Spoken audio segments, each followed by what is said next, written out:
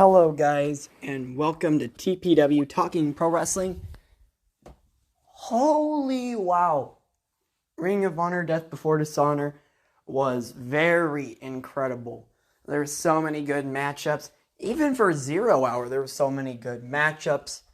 The main event with the Ring of Honor Tag Team titles, the FTR versus Briscoes 2 out of 3 falls matchup. God, it was so good. But all of the matchups were so good. Every moment wasn't terrible. And there was no moment that wasn't decent either. I was always on my feet every time I was watching this. So it was awesome. It was a good event. But we're going to go first with the 0 Hour stuff. There was one 0 Hour thing that I predicted on the last episode, but I was not able to predict a couple of them. So, but here we go anyway. First matchup, Colt Cabana took on Anthony Henry with workhorseman mate JD Drake by his side. So that was a good matchup. Colt Cabana defeated Anthony Henry.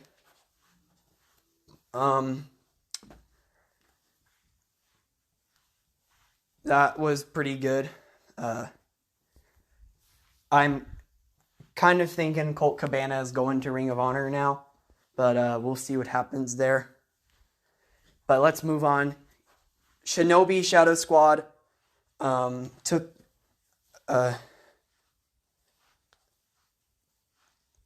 on Trustbusters. And Shinobi's Shadow Squad are Cheeseburger and Eli Isom to take on the Trustbusters, which is Ari Daivari and Slim J. I think Cheeseburger's a weird name for a wrestler, but it's whatever. I've definitely heard weirder names. But this matchup was pretty good too. The Trustbusters defeated Shinobi's Shadow Squad. So there's that. Then we had 3 members of the Tully Blanchard Enterprises, Brian Cage and Gates of Agony. They took on Tony Deppen, Alex Zane, and Blake Christian.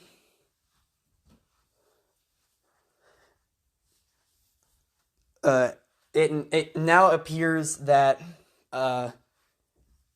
the Gates of Agony and Brian Cage have a trio's name known as the Embassy. That was a pretty good matchup too. I really enjoyed this trio's tag team matchup. The Embassy defeated Deppen, Blake Christian, and Alex Zane.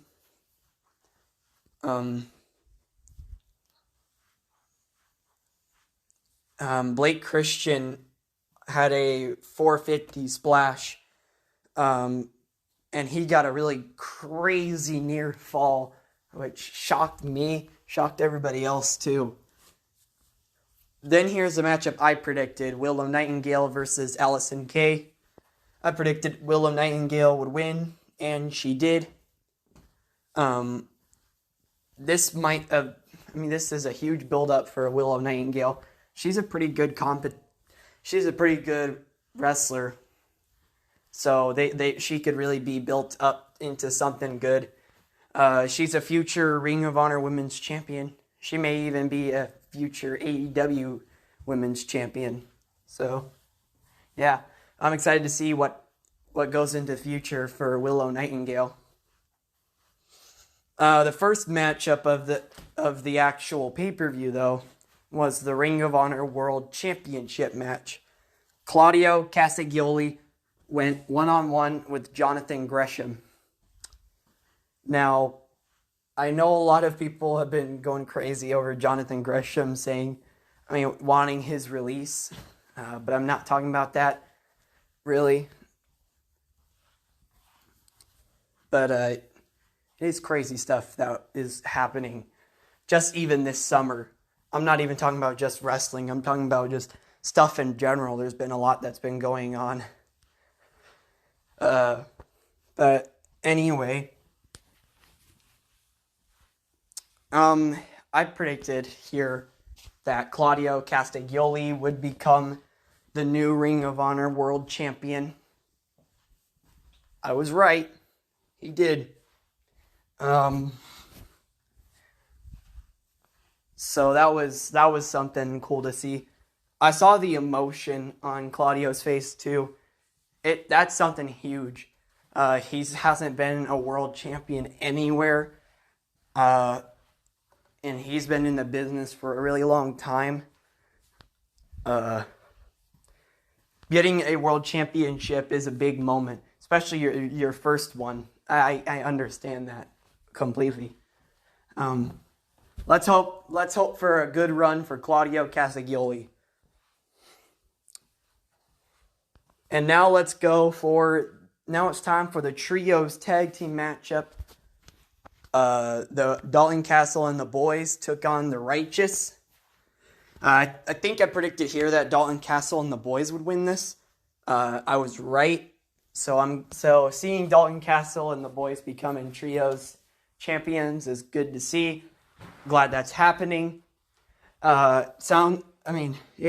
It's also been confirmed AEW will be having trios championships after Kenny Omega returns. So I'm excited to see who will be the first AEW trios champions too.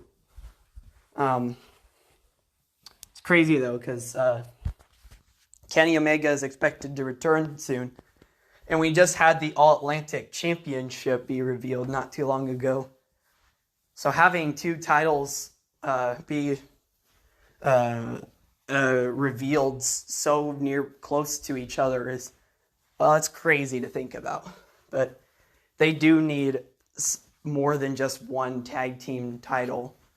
And having a trios championship would be pretty good for the company, so I understand why they're doing it.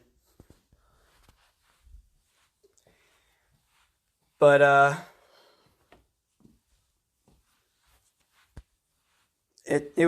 it's definite. That trios match was pretty something legendary, in my opinion. And here's the match that I think stole the show, was the Ring of Honor Pure Championship match. Wheeler Yuta went up against Daniel Garcia. I cannot believe how amazing this matchup was. So good. I predicted that Wheeler Yuta, I think I predicted Wheeler Yuta would retain. He did. God, that was so good. It stole the show for me. This match is underrated. A lot of people have been giving it crap, but I thought this matchup was really awesome. It goes to show how amazing Pure Rules matches can be. If booked correctly. So I'm glad this happened. Wheeler Yuta is having a great Ring of Honor Pure title reign. Who's Wheeler Yuta's next opponent going to be? I have no idea, but I'm excited. Dragon Lee went up against his real-life brother, Roosh, in one-on-one action. It was a battle of the brothers between each other. I was not able to predict this because this came out pretty much after my Ring of Honor Death Before Dishonor predictions came around, so I couldn't do anything really. But I'm glad. I was excited for this matchup too. This was pretty awesome. Dragon Lee lost to Roosh, which I saw coming. But there was no cheating. That was good. And now that Dragon Lee had a match in Ring of Honor, it is possible that Dragon Lee comes to become a part of the La Facción Ingobernables. So, it just goes to show. But now it's time for the Ring of Honor Women's World Championship match. Mercedes Martinez went one-on-one with Serena Deeb. This was a pretty good matchup, especially since this was the only women's match in the actual Death Before Dishonor pay-per-view. There was only 2 matchups altogether for the women. It was the Willow Nightingale one and then this one. So having not many women's matches was odd, but Ring of Honor didn't really have a huge women's division to begin with. But they also didn't used to really have a women's division. But we could say the same for AEW. They don't really have much of a women's division. They do have a women's division, much bigger than Ring of Honor ever did. But a lot of the women's division for AEW, they just can't. Most of them are not ready to be on TV, which is kind of unfortunate. But putting them on TV could get them ready to be on TV. That's the problem. That's my solution to the problem. But I'm not Tony Khan. I'm not a promoter. I don't know how this stuff works. But I made a prediction that Serena Deeb would become the women's champion because I really thought that she could make a very impressive Ring of Honor Women's Championship reign. But Mercedes Martinez did retain.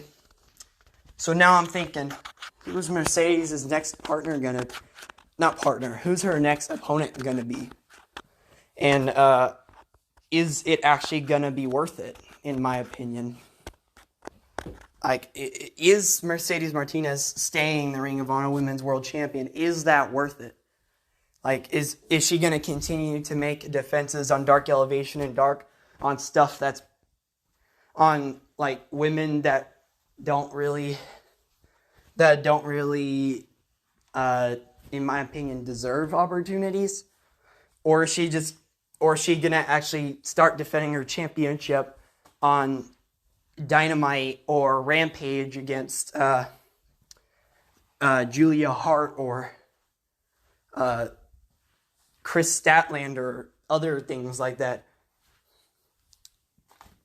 It's unknown, but Mercedes Martinez being the women's champion, I thought was a scratch on the head. It was a little weird to see that, but we'll see what happens next. Will her next opponent take the women's championship? In my opinion, that should happen. But the Ring of Honor World Television Championship, Samoa Joe and Jay Lethal, this was probably the matchup that I thought was the most unpredictable. Because in one way, seeing Samoa Joe retain the Ring of Honor World Television Championship gives him a higher advantage.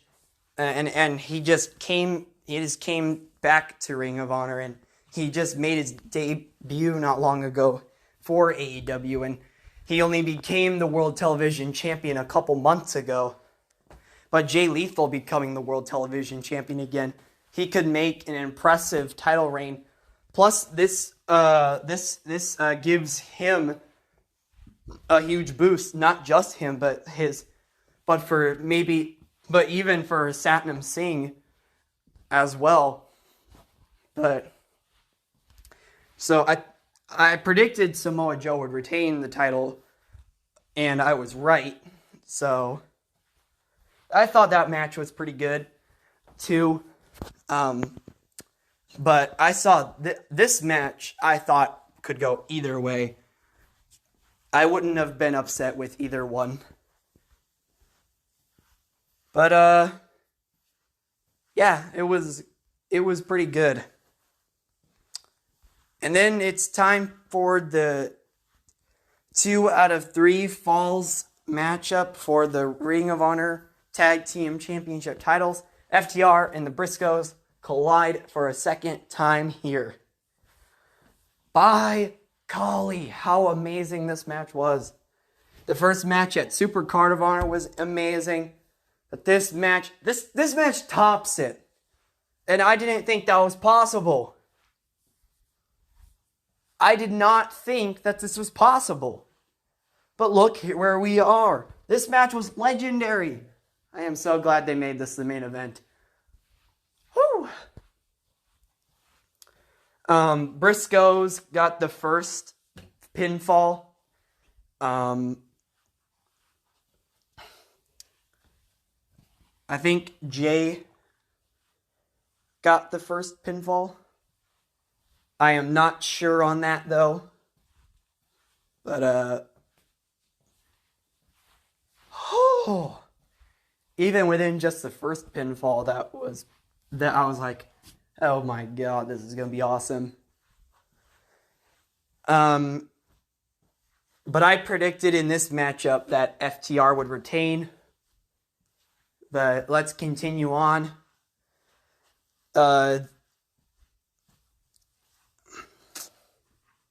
FTR then got the pinfall on Jay Briscoe, which got them tied 1-1.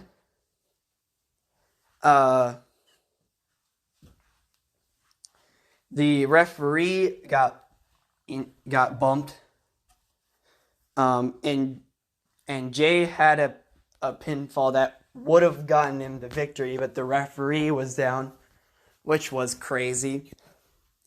But then FTR retained the Ring of Honor Tag Team Championships, and it was also announced before Death Before Dishonor that the Briscoes have in fact been signed to Ring of Honor.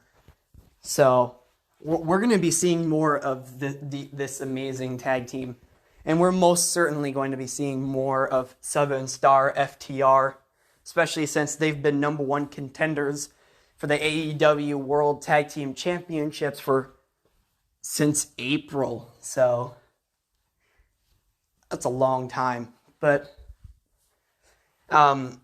yeah, that was in a legendary event. That was a legendary match, legendary event. I give this match a 5 stars. Well, I give this event a 5 stars. I do give the match 5 stars too, though. But I give this whole event 5 stars because there was a lot of good moments. The matchups were awesome, especially the main event and the Pure Championship match. That was pretty awesome. That was the show stealer for me. But yeah, it seems Ring of Honor is still here. It's gonna bring us honor. See what I did there? It's gonna continue to bring us honor. So I'm glad that this all happened. But this is TPW Talking Pro Wrestling. I will see you guys on the next episode. Next week, I will only be doing Dynamite, Rampage, and Impact. I cannot do anything else. I am super busy next week. But thank you all. Have a great day. Well, yeah. Have a great day, everybody.